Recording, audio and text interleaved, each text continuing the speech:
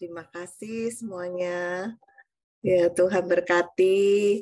Selamat pagi. Saya percaya Tuhan ada bersama-sama dengan kita. Pernyataan Tuhan ada bersama-sama dengan kita. Ini jelas gak ya suaranya ya? Sorry. Oke ya. Oke, thank you. Eh, kita mau sharing sama-sama pada pagi hari ini ngobrol-ngobrol soal waktu ya, soal hari-hari ya. Judulnya saya akan bawakan mengenai treasuring time. Kita tahu waktu itu sangat berharga, tapi seringkali kita tanpa menyadari kita nggak menghargai waktu itu sendiri, ya. Nah, jadi kita mau lihat eh, ayat ya di Mazmur 90 ayat 12 itu waktu itu Nabi Musa yang luar biasa aja dia sampai ngomong begini, ajarilah kami menghitung hari-hari kami sedemikian hingga kami beroleh hati yang bijaksana. Ya, ibu-ibu, apa wanita Tuhan, ya kita tahu kalau hari-hari itu tanpa terasa ya, toto udah dari misalnya sekarang di pagi, toto udah sore lagi. Ya kita nih selama pandemi ini saya diajar Tuhan bagaimana menghargai waktu. Ya, kita semua mengalami selama 2 tahun ini, selama bertahun, ya udah 2 tahun hampir 3 tahun ya, ngalamin pandemi seperti ini. Kita rasanya, aduh, apa nggak enak hari-hari kita lalui ya. Dengernya orang sakit, dengernya orang di PHK, dengernya ada orang yang putus asa. Kayaknya aduh kok begini amat. Tapi kita bersyukur, kita tahu penyertaan Tuhan terhadap kita tuh ternyata luar biasa ya. Kita bisa lalui masa-masa itu dan Tuhan ada bersama dengan kita. Jadi kalau kita lihat, ajarilah. Kita ada 3 hal yang saya ingin sharing sama wanita Tuhan yang luar biasa.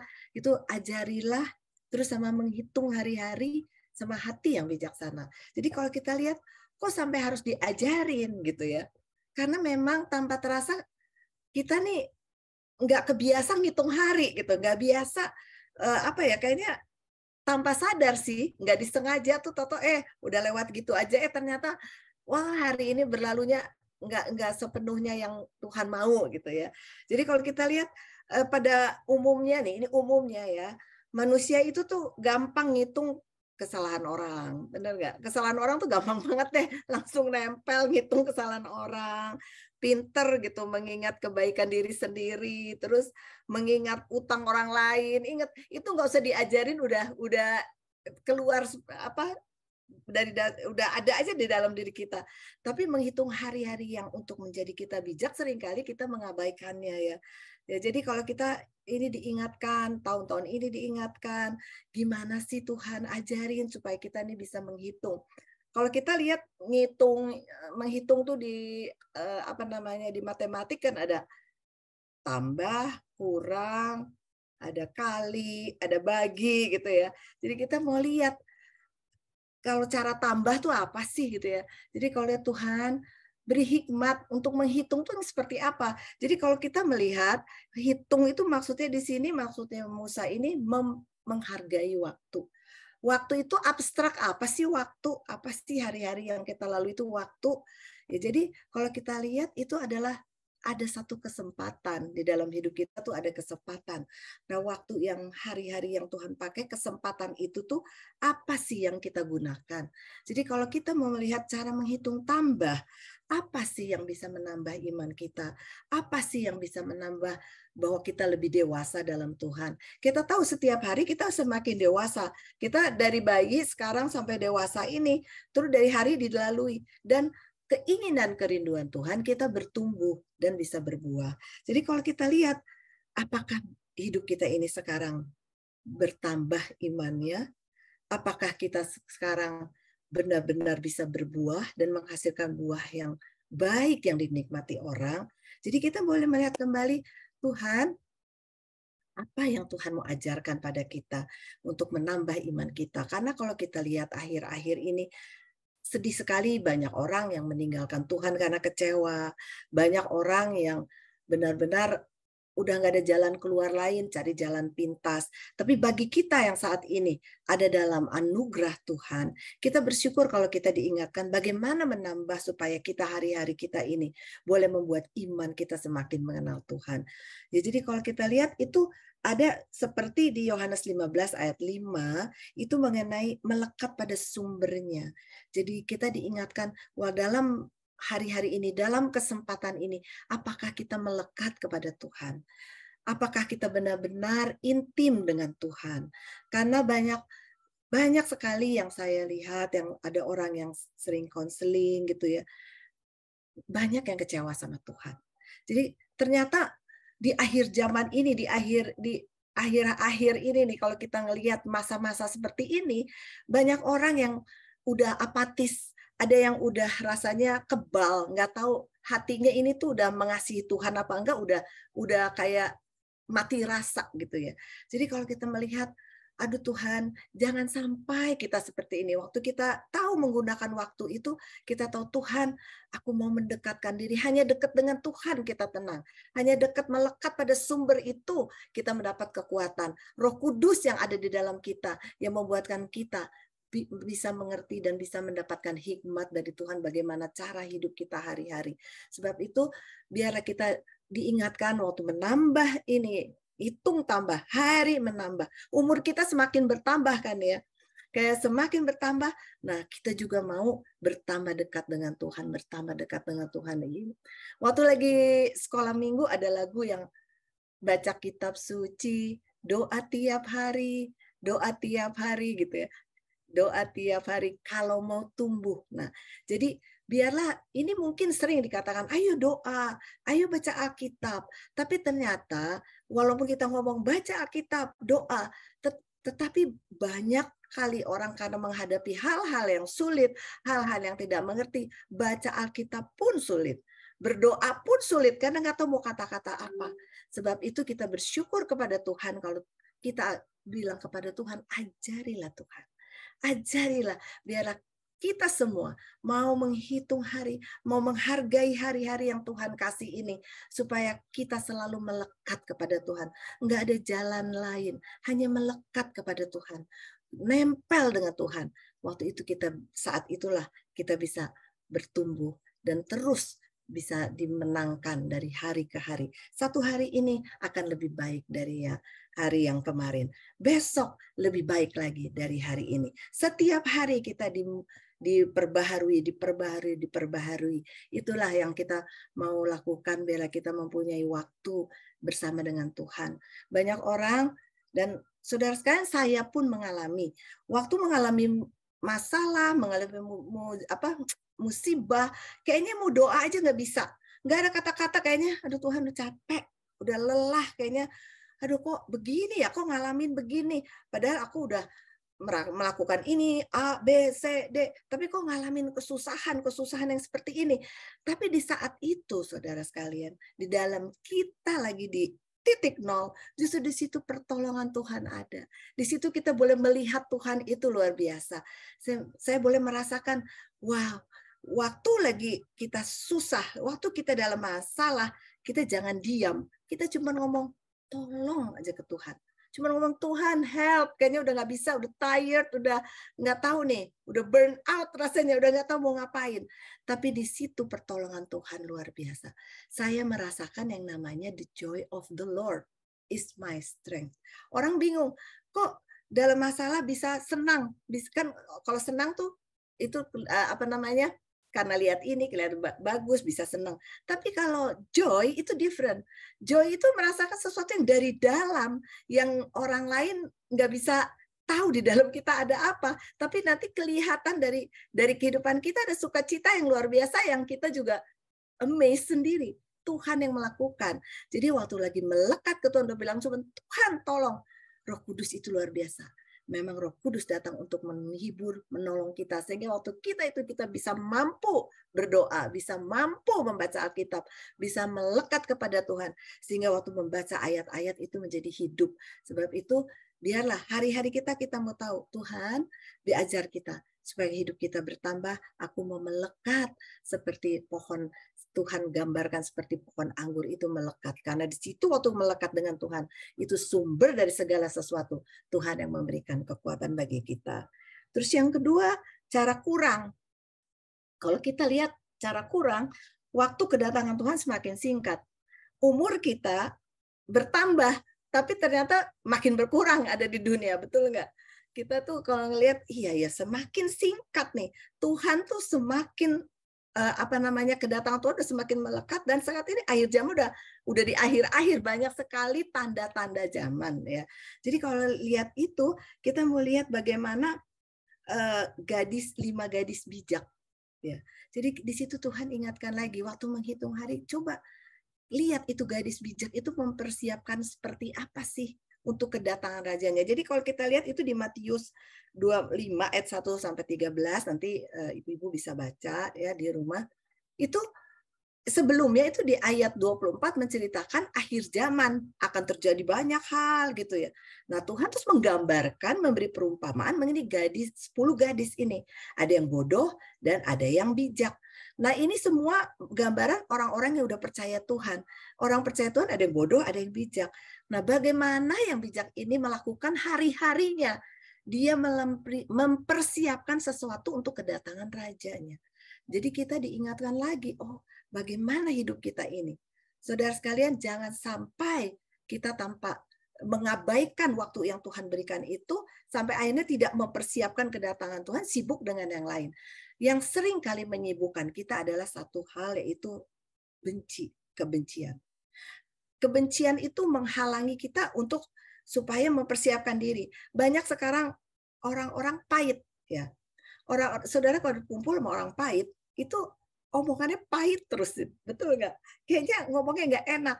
Nah, bagaimana kita mempersiapkan hidup kita untuk bersih di hadapan Tuhan, untuk supaya Tuhan, aku ini jadi mempelai Tuhan tuh dibersihkan, dikuduskan dari hal-hal yang seperti itu. Jangan buang waktu dengan hal-hal kebencian. Seringkali kita tidak menyadari benci itu ada satu, Tuhan bilang membunuh, ya. Itu ada satu hal yang benar-benar bisa merusak kita, itu kanker dalam hidup kita.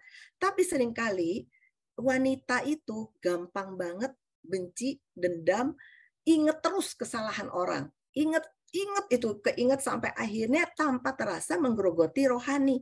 Rohaninya jadi bantet, nggak bisa berkembang. Rohaninya ini tidak bagaimana untuk mempersiapkan kedatangan Tuhan, untuk bagaimana mempersiapkan untuk iman bertumbuh, bagaimana supaya intim dengan Tuhan. Itu tidak bisa terjadi karena tanpa terasa ya saat ini manusia akhir zaman ini mementingkan dirinya sendiri. Udah banyak hal yang bikin jatuh, bikin orang imannya melorot gitu ya. Karena keadaan ini, apalagi kalau kita ngelihat apa sih maksudnya wanita bijak ini mempersiapkan hidupnya seperti apa? Yaitu salah satunya firman kita. Sebanyak apakah kita membaca firman, memakan firman. Karena itu mempersiapkannya dengan luar biasa sehingga pelitanya nyala ketika Tuhan ada. Pelita Tuhan tuh bilang kita ini terangnya Tuhan. Terangnya nggak bersinar. Karena apa? Karena nggak ada firman yang hidup di dalam kita.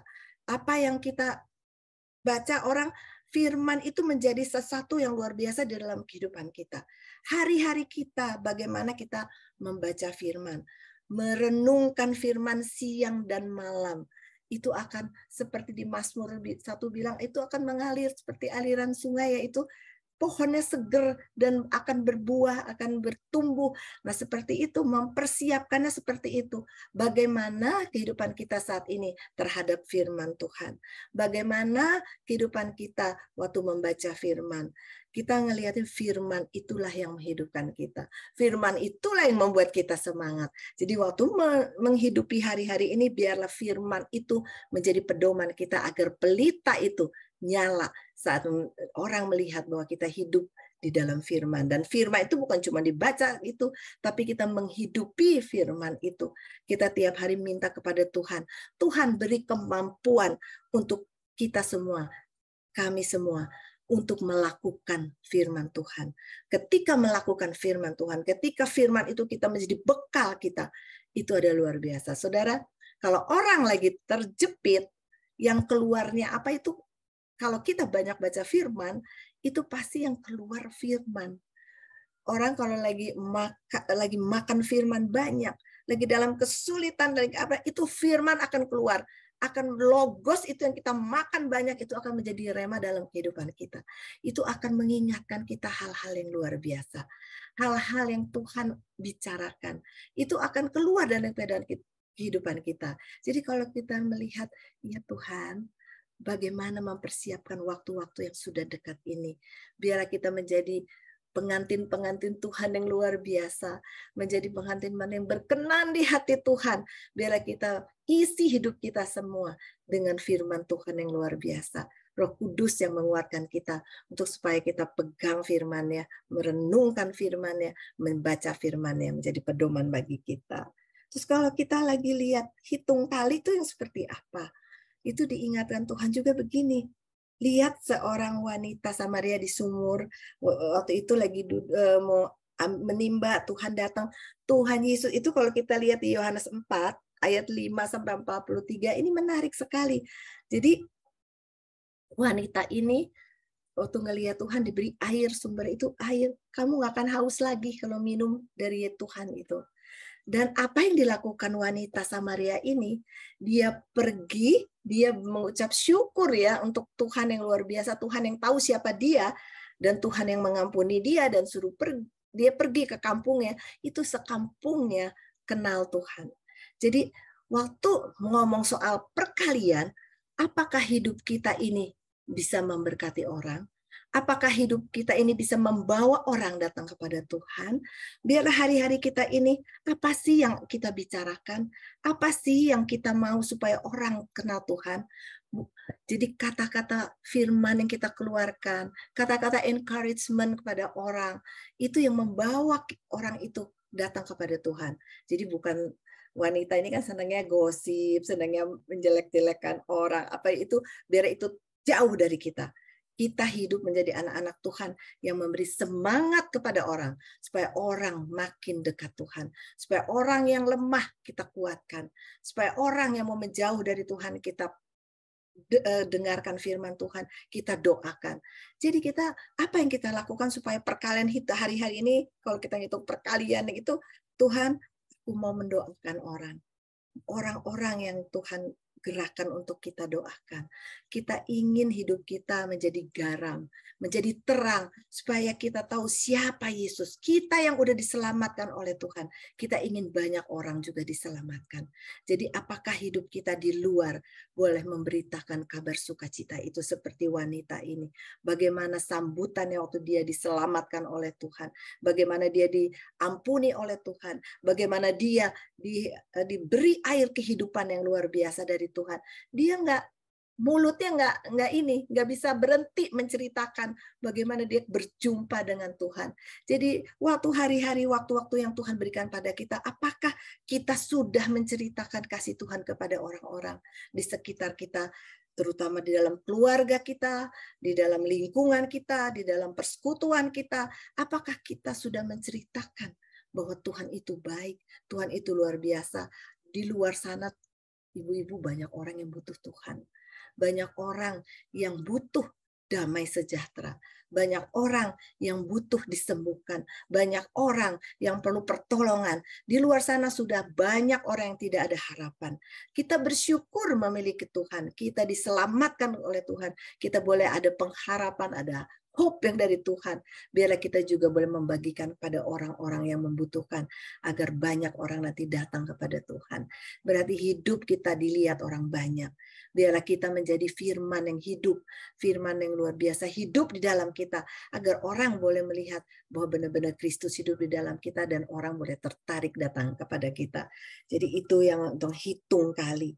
Dan kalau hitung bagi itu apa? Ya, hitung bagi itu Tuhan mengingatkan gini di Matius 25 ayat 35 sampai 40 berkata gini, ketika aku lapar, engkau memberi makan. Ketika aku haus, engkau memberi minum. Nah, ayat ini luar biasa. Apakah kita memperhatikan orang-orang yang seperti ini? Waktu kita melakukan hal-hal yang seperti ini kepada orang yang lemah, orang yang susah, itu kita melakukan untuk Tuhan. Jadi kalau kita lihat hari-hari kita, apakah kita sudah memperhatikan orang-orang seperti ini. Di saat-saat ini saudara sekalian banyak orang yang kekurangan, yang kehilangan pekerjaan. Ada orang-orang yang kehilangan saudara-saudaranya, suaminya, istrinya dalam pandemi yang sakit COVID. Nah, apa yang mau kita lakukan? Ya, ini kesempatan buat kita untuk memperhatikan mereka, memperhatikan dengan kata-kata, dengan dana, dengan segala sesuatu yang Tuhan berikan pada kita. Kita tidak dapat memberi sesuatu kepada orang lain yang kita tidak punya. Apa yang kita miliki yang Tuhan kasih kepada kita, apa yang Tuhan percayakan kepada kita, biar kita bagikan. Hidup ini membagi, karena Tuhan bilang, di luar sana banyak orang susah, di luar sana banyak orang yang diperlu pertolongan, biar melalui kita semua kita bisa saling menolong, saling memperhatikan, saling membantu. Kita yang lebih, kita bisa menolong yang lemah. Banyak saudara di keliling kita yang lemahnya bukan cuma keuangan, tapi lemah damai sejahtera, lemah sakit penyakit. Biarlah kita semua boleh memperhatikan, paling enggak doa kita, ya. Kita bisa mendoakan. Apapun yang kita lakukan, biarlah itu kita boleh membagi berdoa. Jurnal doa kita ada list satu-satu apa yang kita doakan. Aduh, saudara, itu indahnya luar biasa. Ketika kita lihat doa-doa itu dijawab, wow, Tuhan itu ajaib. Mungkin ada yang setahun, ada yang 2 tahun, ada yang 3 tahun, tapi itu ada merasakan satu sukacita yang besar. Saya baru menerima berita sukacita yang luar biasa. Ada kenalan saya, saudara, itu bercerai. Jadi itu udah sekitar 30 tahun, doanya dijawab. Saya tuh berdoa dengan ada kelompok doa, itu 30 tahun berdoa loh. Jadi ibu ini sampai akhirnya masuk kena narkoba, ditahan, segala macam. Pokoknya udah hancur sama sekali. Buat manusia nggak ada pengharapan.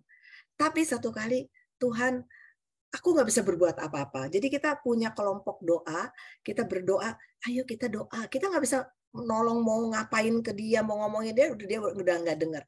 Tapi kita punya Tuhan yang luar biasa. Jadi kita doa selama 30 tahun, 30 tahun lebih ya.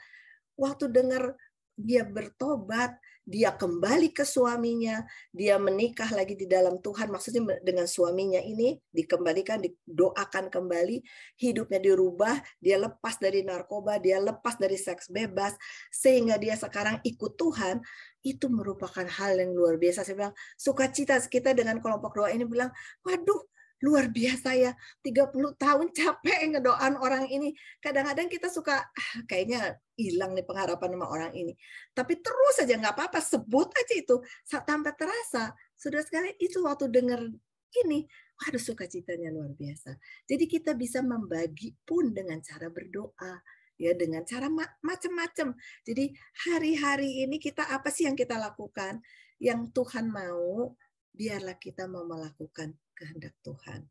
Jadi kita mohon kepada Tuhan, Tuhan beri kemampuan supaya hari-hari kita ini menghargai hari-hari ini. Ternyata hari-hari yang Tuhan berikan ini begitu berharga buat kita. Jangan sampai itu berlalu begitu saja. Ya, saudara sekalian, sebelum tutup, kita mau lihat ini deh, ada quote yang bagus yang saya ingin bagikan, ini yang sangat memberkati saya.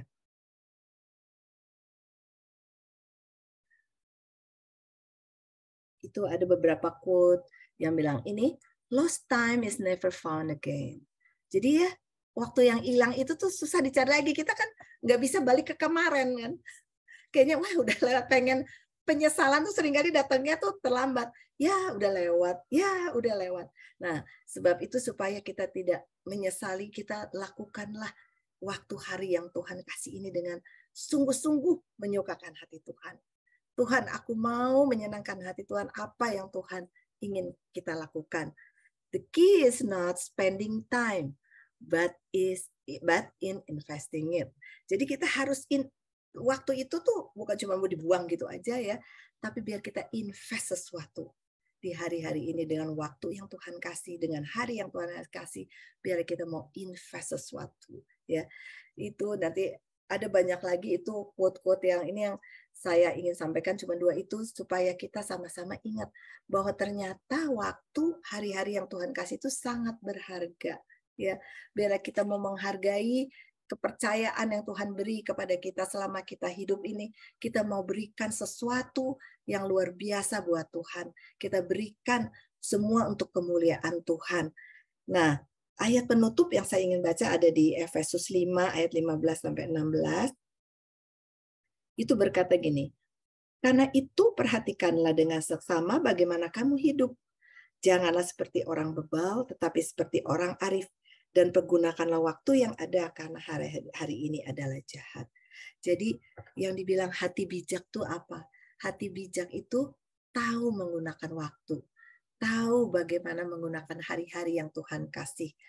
Tahu bagaimana maunya Tuhan. Dan tahu bagaimana mempergunakan waktu yang Tuhan sediakan bagi kita. Biarlah wanita Tuhan di tempat ini dan kita semua sama-sama berdoa kepada Tuhan. Biarlah Tuhan dengan waktu-waktu yang Tuhan kasih kepada kita, dengan Tuhan memberikan kesempatan kepada kita, biarlah kita juga boleh membawa sesuatu untuk kemuliaan nama Tuhan. Biar hidup kita berkenan kepada Tuhan. Hanya kekuatan datang dari Tuhan, bukan oleh gagah dan kuat kita, melainkan roh Tuhan yang ada dalam kehidupan kita. Biar kita mohon kepada Tuhan, selalu roh Tuhan itu ada di dalam kita yang memberi, yang menggerakkan kita, yang menguatkan kita, yang menolong kita, sehingga kita boleh menghargai waktu yang Tuhan berikan kepada kita. Puji Tuhan, Tuhan berkati.